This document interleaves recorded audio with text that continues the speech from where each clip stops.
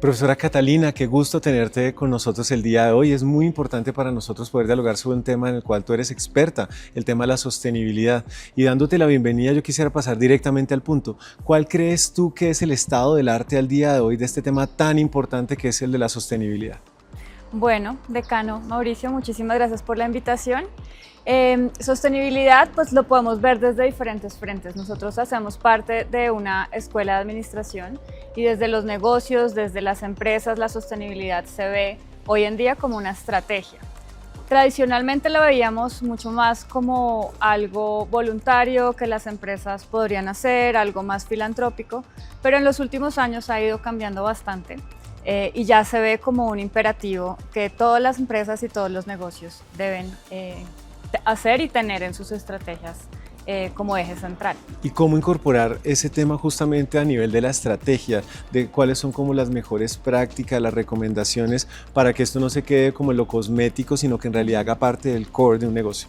Lo importantísimo cuando estamos hablando de estrategia en los negocios es que las personas que están involucradas en la estrategia, el liderazgo, la cabeza de las empresas, tienen que saber de estos temas, ¿sí? Tienen que saber cuál es el rol que tenemos todo el sector privado, el sector productivo, las empresas en todo este universo de lo que hablamos de sostenibilidad y cuál es el impacto que nosotros tenemos en ello. Realmente todo el impacto o la gran mayoría del impacto que tenemos en la sociedad es a partir de nuestros sistemas productivos, que son nuestras empresas, ¿sí? También pues ahí entra cómo se comportan los consumidores, etcétera, pero a la final, si las personas que están a la cabeza de las empresas no saben de estos temas, no lo ven como algo relevante, pues se va a diluir y va a quedar en un nivel mucho más cosmético, como tú lo dijiste, y no va a ser parte central de la estrategia de una compañía. De acuerdo. Y hay toda esta perspectiva de que el desarrollo sostenible tiene que ver con pensar en las próximas generaciones, ¿cierto?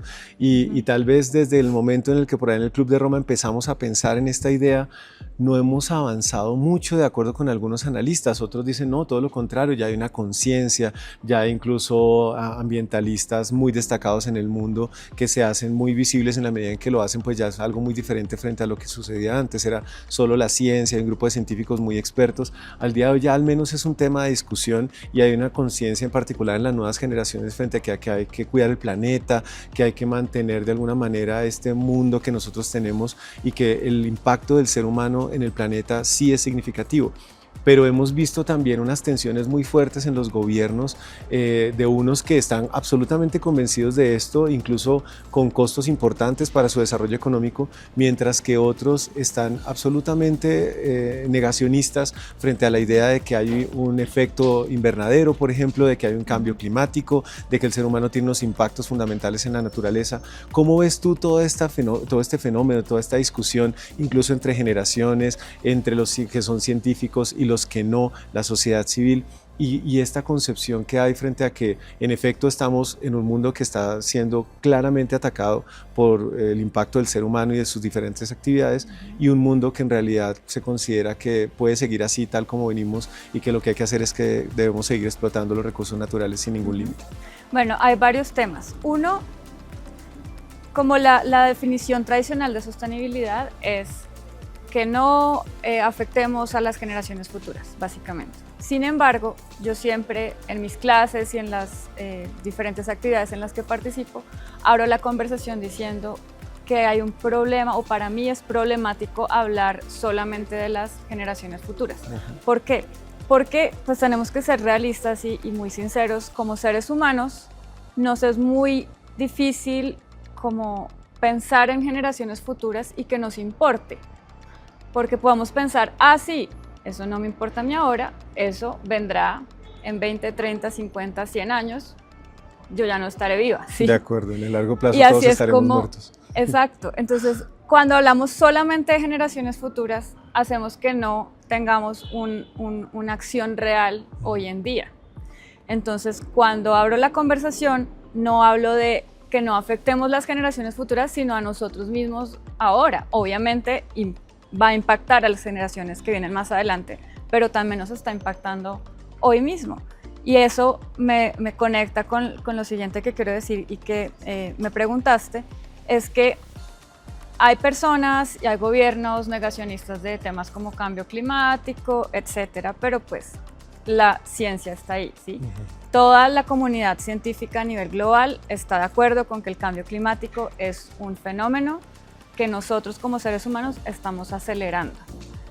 Muchas de las personas negacionistas lo que dicen es, no, es que estos son temas o son variaciones climáticas que se dan naturalmente a través de los años, etc. Y sí, pero nosotros lo que estamos haciendo es acelerándolo muchísimo. Entonces, cosas que pueden pasar a través de miles de años, nosotros lo estamos haciendo en cientos de años o menos, ¿sí? Y eso cómo nos afecta, ¿sí? Hablando de generaciones presentes, tú y yo, los que vivimos acá hoy en día, nos afecta el clima, o sea, un planeta que no está estable afecta a toda nuestra economía. ¿Por qué? Porque nosotros estamos dependiendo 100% de que nuestro planeta sea estable. La agricultura depende de una estabilidad en el clima. Si tú miras todas las cadenas de suministro, así sean de productos o servicios que no tengan como relación directa con la parte agricultura, tienen pues una conexión con la tierra, porque es que las cosas no surgen espontáneamente, todo viene de algún lugar y eso es el planeta, ¿sí? Ya sea un recurso, ya sea un mineral, ya sea comida, ya sea todo lo que sea, pues todo sale de acá, ¿sí? Entonces, que nosotros no tengamos un planeta estable hace que todos estos sistemas económicos se afecten. Entonces, lo que tenemos que empezar a mirar es cómo desde ya esto nos está afectando. Y tú si haces como un recuento de las noticias, cada vez es más frecuente algo. Todas las semanas algo pasa. Que una inundación, que un incendio, que llovió no sé cuánto, que la granizada no sé dónde, que la sequía, todo eso son cambios climáticos, son efectos del cambio climático, ¿sí? Y cada vez es más frecuente. Y ya la comunidad científica, o sea, esto ya no es un debate, el que diga que no es verdad, pues no está viendo la ciencia. Ya se sabe que nosotros tenemos una incidencia directa en el clima y en cómo funciona todo el planeta. Entonces, los gobiernos o las personas que sigan un poquito como negando el tema, pues también se están rezagando. Se están rezagando tanto en tema de resiliencia de sus cadenas de suministro, porque si tú no estás dándote cuenta cómo estas afectaciones planetarias están afectando tu cadena de suministro, pues estás en riesgo. Muy importante. Porque pues, puedes poner en riesgo tus productos, tus servicios, tu empresa. Y por otro lado, también el mercado está cambiando. Entonces hablabas de las generaciones más nuevas que ya pues vienen de pronto con un poquito más de conciencia, el consumidor cada vez es más consciente. Entonces si tú como que no te conectas con tu consumidor y no te das cuenta de qué es lo que está pidiéndote el consumidor, que las tendencias van hacia que cada vez los consumidores son más conscientes, pues también te rezagas en el mercado. De acuerdo. ¿Y qué opinas frente a esta consideración de muchos que son de carácter mucho más creyentes del progreso y entonces señalan, al final nosotros siempre como seres humanos vamos a encontrar la solución? En su momento utilizábamos otras formas de energía y veíamos que no eran buenas, no eran eficientes o lo que fuera, pasamos a otra nueva, luego a otra nueva y ahora incluso está todo el debate de la mano de empresarios como Elon Musk, que señalan que nos vamos a ir eventualmente a colonizar a Marte y que tienen este interés de que ya no seamos una especie planetaria, sino interplanetaria.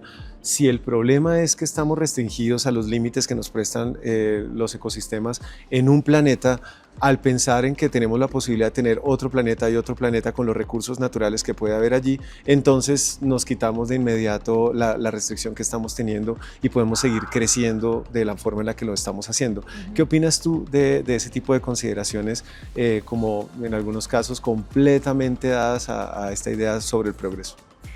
Pues eso también es una pregunta que me han hecho en diferentes espacios y yo les pregunto, devuelvo la pregunta, ¿a ti te gustaría vivir en Marte? Yo creo que hay muchas personas que están hoy día, de hecho, anotadas en una lista señalando que en efecto quieren ser parte de esta colonia que se instalaría en primer lugar en Marte. Yo en lo personal definitivamente no, pero sé que hay una lista y que es grande de personas que en realidad sí quieren apuntarse a esta aventura. Entiendo. Pero si tú ves a Marte, Marte es un lugar estéril. No nos provee todos los servicios ecosistémicos que nos provee la Tierra. De hecho, no hay otro planeta que sepamos que tenga todas estas condiciones que tenemos en este planeta Tierra. Mi opinión con respecto a eso es que esos recursos, no estoy diciendo que la exploración a Marte esté mal, pero esos recursos que se podrían utilizar para nosotros solucionar muchos de los temas ambientales y planetarios que tenemos acá, ¿por qué no invertirlos aquí y no invertirlos en otro planeta donde es estéril, no tiene todos los recursos, no tiene todos los servicios ecosistémicos que nosotros tenemos acá? Es un lugar hostil, ¿sí? Y a mí me gustaría, no conozco a nadie que esté en esa lista que tú me dices, pero sí me gustaría sentarme a hablar con una persona que tenga ese interés para entender un poquito el por qué sí le gustaría. Porque yo creo que de pronto lo ven como algo un poquito, no sé, como que no va a pasar, como que se apuntan pero realmente no creen que vaya a pasar, y cuando ya vaya a pasar, sí me gustaría saber si sí realmente les gustaría vivir allá. Entonces, nosotros, este planeta nos da cosas muy lindas, o sea, es el planeta en el que hemos vivido durante pues, todas nuestras civilizaciones. Y de verdad que los servicios ecosistémicos, y repito esa palabra porque los servicios ecosistémicos son todos los servicios que nos presta la Tierra. Todo. Aquí es donde vivimos, aquí sale nuestra comida, toda nuestra economía y todas las empresas y todos los avances tecnológicos y todo lo que hemos conocido ha sido acá. Eso me parece que es muy difícil de replicar en otro planeta como Marte. Entonces, ¿por qué no invertir todo esto en este planeta que sabemos, o sea, que nos provee todo, en vez de irnos a otro lado donde no sabemos cómo que vaya a pasar, ni tampoco las condiciones son tan óptimas? Entonces, soy más de esa posición. Y ya no en lo macro, sino en lo micro, justamente, que también has tocado, ¿cómo hace un empresario para poder acompasar esa preocupación por el medio ambiente frente a lo que es la necesidad de ser eficiente, productivo, eficaz? Esta idea de, bueno, si yo no lo hago, entonces lo va a hacer mi vecino, y al final, como lo va a hacer mi vecino y los otros vecinos, pues mi empresa se va a quebrar mientras que la de ellos va a sobrevivir. Y en esta lógica, por ejemplo, en su momento yo hablaba con algunos empresarios de Curtiembres cerca del río Tunjuelito, y en esencia ellos consideran que pues eso se lo lleva al río. Hay como una consideración muy como si estuvieran manejando con neblina y solo pueden ver como 2 metros adelante, pero en realidad lo importante es que yo pueda seguir manejando y avanzando en mi camino. Y es difícil para ellos pensar, no, entonces voy a hacer todo un sistema que ayude a que yo pueda cuidar de manera muy juiciosa esos tintes y esos químicos que van allá al río, porque eso genera unos costos, y como genera unos costos, pues yo no soy competitivo, y de hecho yo a duras penas logro sobrevivir. Entonces, ¿cómo podría uno acompasar esa necesidad por, en efecto, tener esta conciencia medioambiental, por cuidar los ecosistemas, los servicios que nos prestan los ecosistemas, por ver más allá de esos 2 metros en la analogía que hacía, y ver el panorama completo, con la necesidad que tienen las personas de sobrevivir, de ganarse la vida, de tener el pan diario? ¿De qué manera es posible trabajar, sobre todo en un contexto como el colombiano y de otros países que estamos de acuerdo con la literatura en vías de desarrollo, o que somos subdesarrollados con una literatura más antigua? ¿Cómo se pueden acompasar en un contexto como el nuestro? Creo que ahí el tema central es que tenemos que abrir nuestra perspectiva, no ser tan miopes, como tú dices, como las empresas o personas que solamente ven como mis 2 metros a la redonda, y es como solamente como lo que me afecta a mí. Y es algo también muy importante cuando hablamos de sostenibilidad, que esto es algo colectivo. Esto es algo que yo no voy a resolver, que tú no vas a resolver por nosotros mismos, sino es algo que tenemos que hacer todos en conjunto. Estos son problemas súper complejos, son problemas planetarios que necesita que todos hagamos parte de ello. ¿Y por qué digo el tema de colectividad? Porque tenemos que empezar a pensar en colectividad, más de solamente yo como sobrevivo, etc. Pero claro, entiendo que para muchas empresas como no tienen esta visión de pronto un poco más amplia, pues lo ven muy a corto plazo y también bueno, pues igual tengo que seguir haciendo, el río se me lleva mis desperdicios y ya después pues yo no tengo nada que ver ahí, ¿sí? Entonces primero, lo que dije también anteriormente, es un tema de conciencia, del liderazgo. Entonces poco a poco, ¿cómo vamos cambiando esto? En un contexto como el colombiano, es muy importante que nosotros trabajemos en conservación. Colombia es el segundo país más biodiverso del planeta. Nos gana Brasil porque Brasil es mucho más grande. De acuerdo. Pero nosotros en muchas especies y en muchos temas por metro cuadrado somos más que Brasil. Nosotros tenemos 10% de toda la biodiversidad del planeta está en este país. Impresionante. Y no hablamos tanto de conservación. ¿Y qué tiene que ver la conservación en todo este tema? Pues que la conservación de nuestros ecosistemas permite que esos servicios ecosistémicos del planeta se sigan perdurando en el tiempo. ¿Y eso qué tiene que ver con cambio climático, por ejemplo? Colombia en temas de emisiones de cambio climático no es tan importante. Nuestras emisiones globales de carbono son menos del 0.6% a nivel global. No es nada. De acuerdo. ¿Sí? Así nos descarbonizáramos mañana, pues el impacto no es tanto. Con esto no quiero decir que a medida que nos desarrollemos tenemos que irnos descarbonizando, ¿sí? Tenemos que mirar una manera de desarrollo que no sea copy-paste de cómo se desarrolló, ¿sí? De acuerdo. Europa o Estados Unidos, que se desarrollaron a partir del carbono. Se cita mucho el caso de Noruega, por ejemplo. Siempre. Exacto. Entonces, pero nosotros, como somos tan biodiversos, con esa conservación de todos nuestros ecosistemas estamos aportando positivamente a cambio climático. ¿Por qué? Porque cuando un ecosistema se preserva, el ecosistema, en medio de todos esos servicios ecosistémicos que presentan, uno de ellos es la captura de carbono. Entonces, un ecosistema que es sano nos ayuda a capturar ese carbono que hemos ido liberando a la atmósfera a través de los años, que es lo que causa el cambio climático, ¿sí? Entonces, por medio de nosotros conservar, estamos aportando positivamente a la mitigación del cambio climático. Y en eso Colombia tiene un rol muy importante que no nos podemos comparar con otros países como mucho más desarrollados, pero que no tienen la misma biodiversidad que nosotros tenemos acá.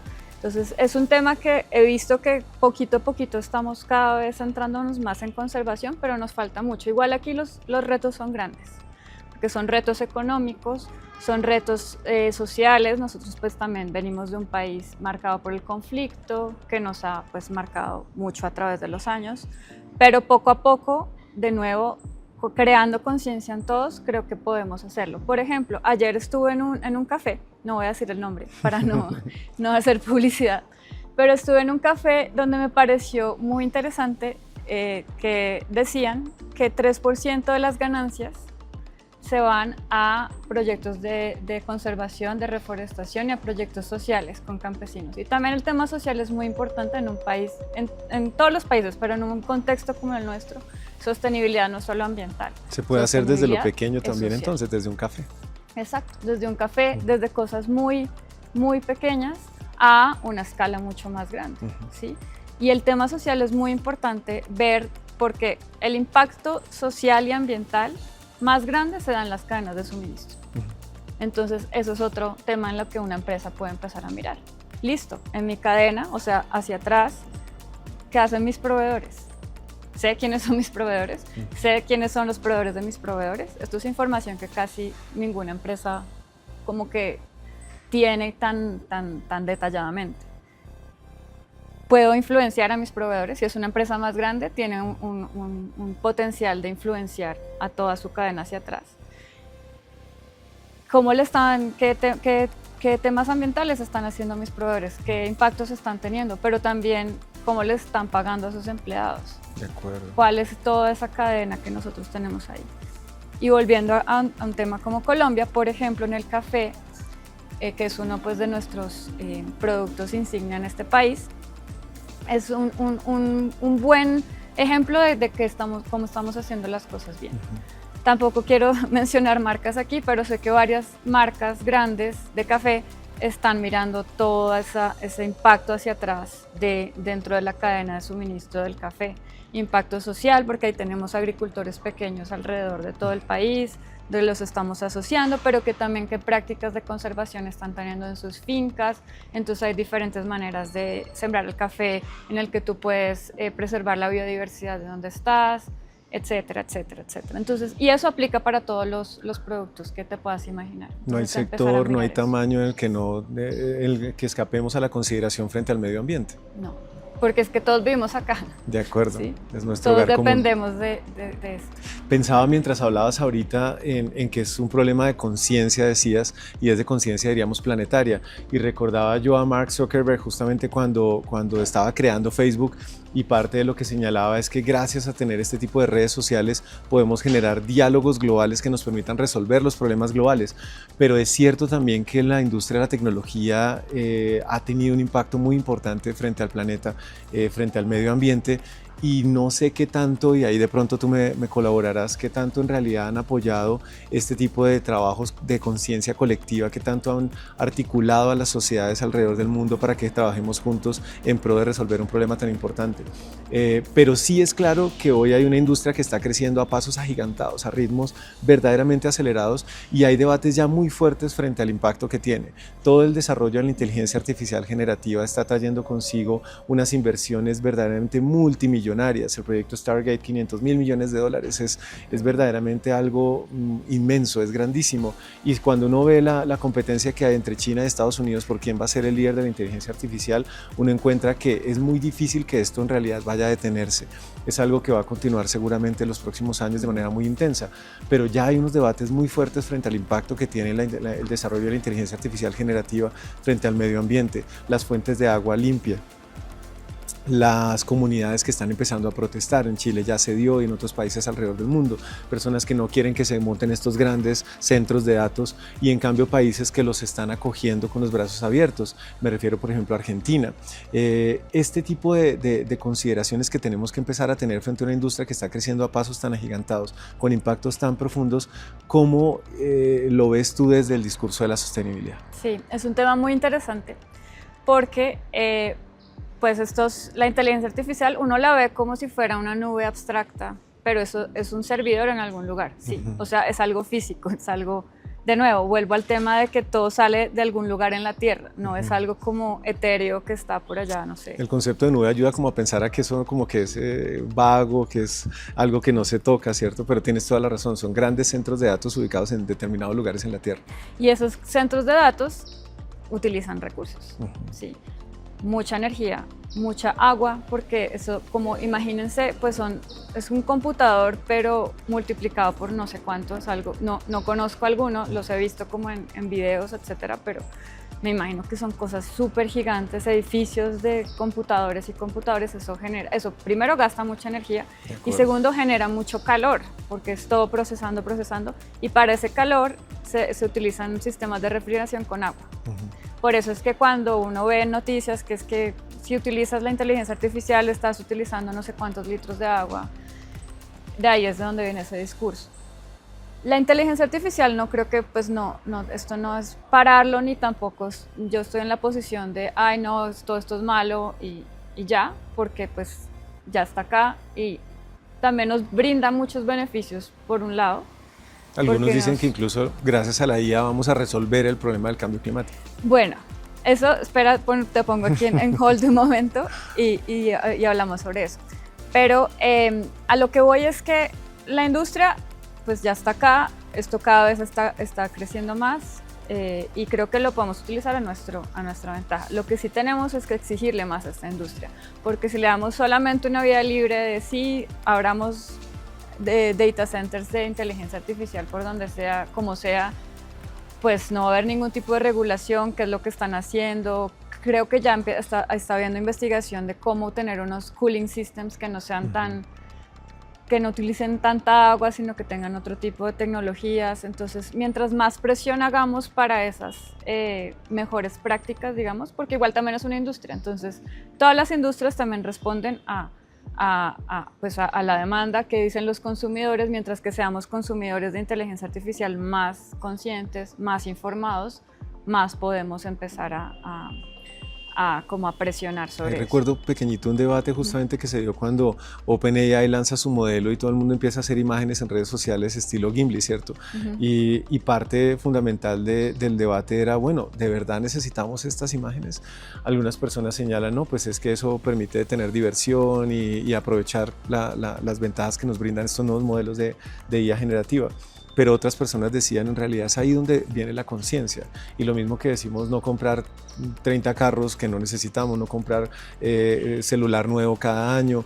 Desde esta perspectiva medioambiental se señalaba, lo mismo podemos hacer con IA. No hay necesidad de utilizar la IA en cosas que en realidad no sean superfluas, que no sean verdaderamente importantes. Y esa es una manera de ir colaborando como consumidores para que esta industria no genere tanta huella, digamos, en nuestro medio ambiente. ¿Tú cómo ves justamente eso que sucedió en ese momento? Entonces volvemos a la conciencia y ahí voy con el tema que te puse en hold.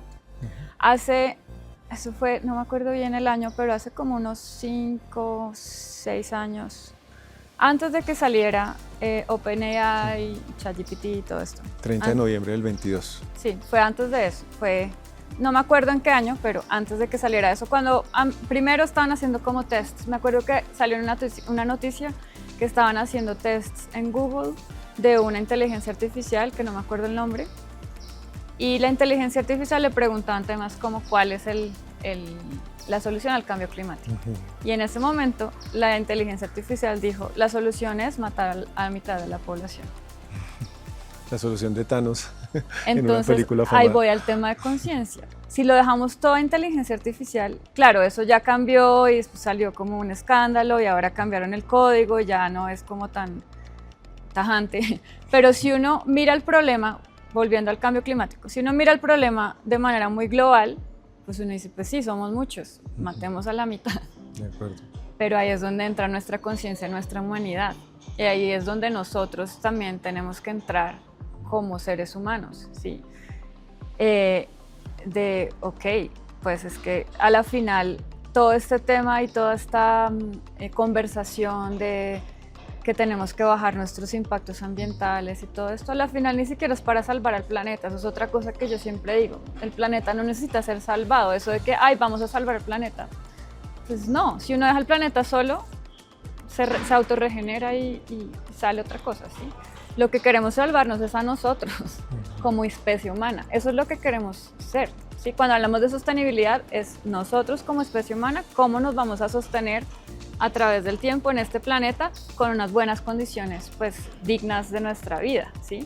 Pero la solución de la conciencia no es muy compleja para muchos, digamos, es el fenómeno del señor conductor que va sin cinturón de seguridad porque en esta disonancia cognitiva sabe que pues, puede tener algún accidente, pero dice, no, eso no va a pasar y yo voy más cómodo, entonces se quita el cinturón. O la persona que eventualmente dice, sé que en la cajetilla de cigarrillos aparecen unas imágenes terribles de personas que eventualmente han sufrido de cáncer y lo correlacionan directamente con el consumo de cigarrillo, pero igual compran la cajetilla y consumen todos los cigarrillos que hay al interior.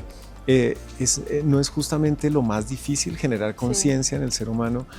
Algunos, claro, tienen plena conciencia y buscan ser muy responsables, pero esas personas que tienen este tipo de comportamientos no son justamente las que son las que eventualmente generan más impacto y a las que es más difícil de convencer. Claro, porque es que estos son dos cosas.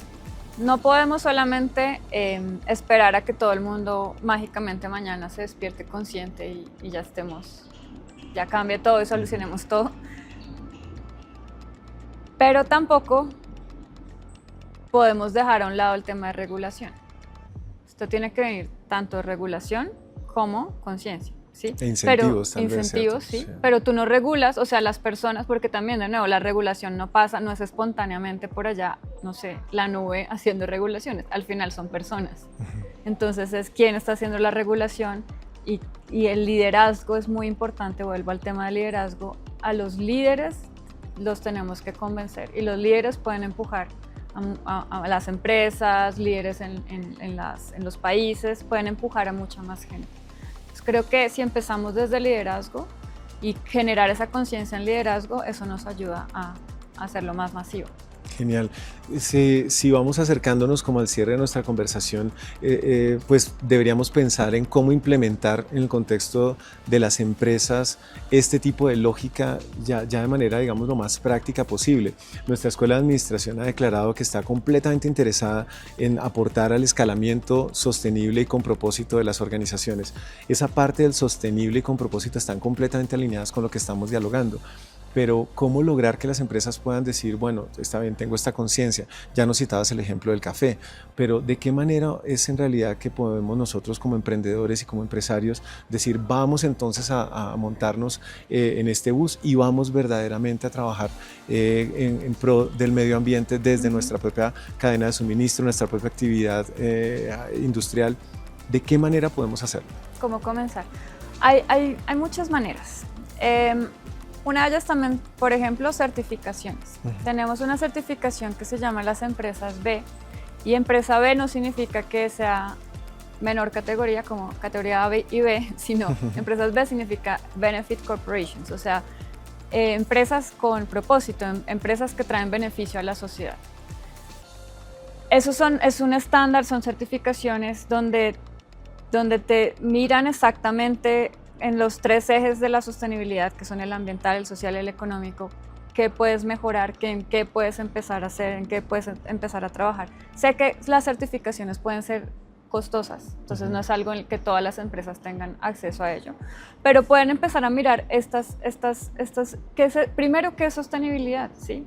Es que es muy simple, o sea, que uno piensa que todos sabemos qué es sostenibilidad o que todos tenemos la misma definición, y no todos tenemos la misma definición. Entonces, primero definir qué es sostenibilidad en mi industria, en mi empresa, ¿sí? ¿Cuáles son esos impactos que yo estoy teniendo, sociales y ambientales? ¿Y qué podría ser diferente? ¿Qué podría ser mejor? ¿En qué de pronto cambio este proveedor o este modelo de negocio, pues así no funciona tan bien, lo cambio a otro tipo de modelo de negocio? ¿Sí? Pequeños pasos. Pero si eres una empresa más grande y tienes la opción de una certificación como Empresas B, pues súper chévere. Y también en Colombia nosotros tenemos nuestra propia versión de Empresas B de certificación que se llama las Empresas BIC, que esa es solamente una certificación colombiana. Son bien parecidas a la certificación de Empresas B, la diferencia es que es más barato y que BIC es solamente para Colombia. Si eres certificado B, pues es una certificación reconocida globalmente, BIC es solamente en Colombia. Pero así no quiera la persona o la empresa certificarse oficialmente, hay muchas cosas que puede empezar a hacer de manera paulatina. Y volviendo al tema de Empresas B, yo estuve este año también en otra empresa, que no voy a decir, visitando. Y esta empresa es una empresa certificada, es una de las grandes empresas del sector alimenticio aquí en Colombia, es certificada B. Y nos mostraban en la presentación cómo desde que obtuvieron la certificación B, la rentabilidad empezó a subir muchísimo comparado antes de que se certificaran. Entonces también eso rompe ese paradigma de que es que eso no lo hacemos porque eso es caro. O que sí, hay un equipo de sostenibilidad en la empresa, o hacemos algunos temas de sostenibilidad en la empresa, pero cuando viene la época difícil donde tenemos que bajar costos, ese es el que primero se va afectado. De acuerdo. Pero por eso vuelvo al tema de que tiene que ser estratégico, o sea, la sostenibilidad es estratégica, esto no es algo extra o algo filantrópico que yo hago porque soy chévere, sino que la sostenibilidad como empresa y como estrategia empresarial también me trae beneficios económicos. Porque a la final el beneficio económico pues es algo que no debemos pues dejar atrás, ¿sí? Que muchas personas cuando hablan de sostenibilidad es que, no, es que eso pues sí, es todo filantrópico, o los animalitos y la naturaleza y las personas, pero pues eso es mucha plata o eso no va a ser rentable o eso, ¿sí? Pero es rentable y las empresas pues son el principal motor de la economía en nuestro país y pues en la sociedad en general. Entonces, ¿cómo saber que la sostenibilidad es estratégicamente rentable? Y creo que eso rompe el paradigma de muchas personas, pero sí lo es. Y hay muchos ejemplos, no solamente en Colombia, sino a nivel mundial. De nuevo, no quiero hacerle publicidad a nadie, pero hay muchos ejemplos y si a alguien le interesa el tema, me puede contactar y podemos hablar sobre esto y les doy ejemplos específicos de empresas donde sí nos han demostrado que esto es rentable. Profesora Catalina Silva, urrosario.edu.co, encuentras allí seguramente el contacto para poder escribir. Yo pienso en efecto en lo que estás diciendo, que hay un mensaje muy valioso de fondo que incluso me hace pensar en el discurso de Porter y Kramer sobre shared value, esta idea del valor compartido. Y parte de la defensa que hacía Porter en su momento al respecto es que no es lo mismo cuando yo me dedico a una causa social o ambiental y lo hago pidiendo donaciones en donde hay de alguna manera unos techos que a veces son difíciles de romper, que cuando en realidad yo estoy dedicándome a un negocio y al dedicarme a ese negocio estoy impactando positivamente el medio ambiente. Ejemplos tales como lograr con microgoteo regar los campos y en esa medida evitar que se esté gastando tanta agua, que es una de las grandes formas de desperdicio del agua y es justamente preparando la tierra para el cultivo. Al hacer esto, yo estoy encontrando que hay algunos de esos cultivadores de la tierra que dicen, me parece que esto es mucho más barato porque no tengo que estar gastando tanta agua, entonces me va bien para mi negocio y al hacerlo yo entonces estoy dispuesto a pagar por esa solución. Quien está ofreciendo esa solución entonces recibe una rentabilidad y al recibir esa rentabilidad logra escalar esa solución e impactar entonces mucho más a otros cultivos y a otros contextos que no solo en el que se encuentra originalmente. De esa manera se rompe ese techo y la rentabilidad permite que el negocio sea escalable y al ser escalable también que la solución en términos sociales o ambientales sea escalable, impacte mucho más. Creo que hay un gran mensaje, pero para cerrar quisiera que justamente nos ayudaras a todas las personas que nos están viendo y escuchando en este momento, ¿cuál sería esa recomendación fundamental a la luz de lo que hoy estamos viendo en el tema medioambiental, en temas de sostenibilidad para los negocios, para las personas que están al día de hoy al frente de una empresa o que están pensando en emprender? ¿Cuál sería tu recomendación para que podamos cerrar esta conversación de la mejor manera? Mi recomendación es lean sobre estos temas, infórmense sobre estos temas. Hay mucha información ya, hoy en la era digital toda la información está ahí. Es que entremos a ser curiosos. Si yo quiero emprender en un sector en específico o si yo ya tengo una empresa en un sector en específico, miren cuáles son esas buenas prácticas que hay en ese sector, ¿sí? Y como tú bien lo dijiste hace un rato, esto aplica para todos los sectores, esto no es algo específico solamente para uno. Independientemente del sector en el que se encuentre la empresa, le va a aplicar, ¿sí? Y romper también ese paradigma que es que esto es algo filantrópico o esto es algo que es solamente responsabilidad del Estado. El Estado no va a hacer nada, ¿sí? Nosotros, o sea, las empresas tenemos un potencial muy interesante y aquí quiero hacer una cita de Johan Rockström, que es él es el director del Centro de Resiliencia de Estocolmo, que es uno de los grandes centros de investigación a nivel mundial que hacen investigación en sostenibilidad.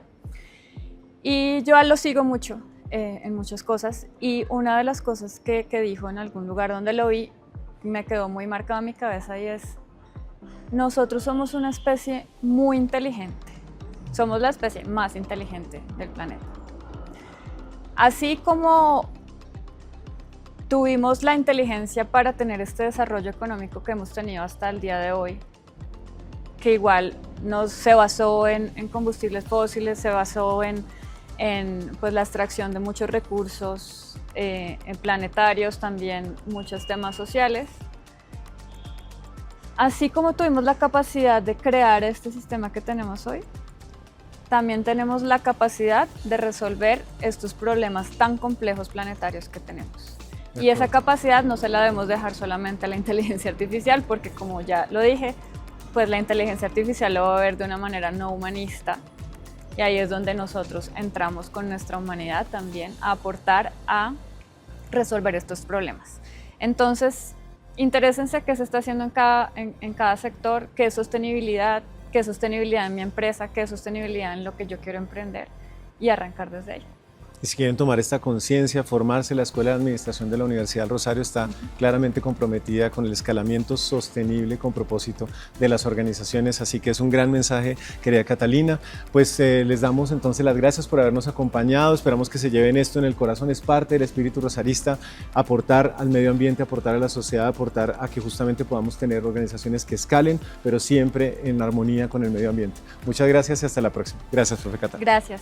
Que estés bien.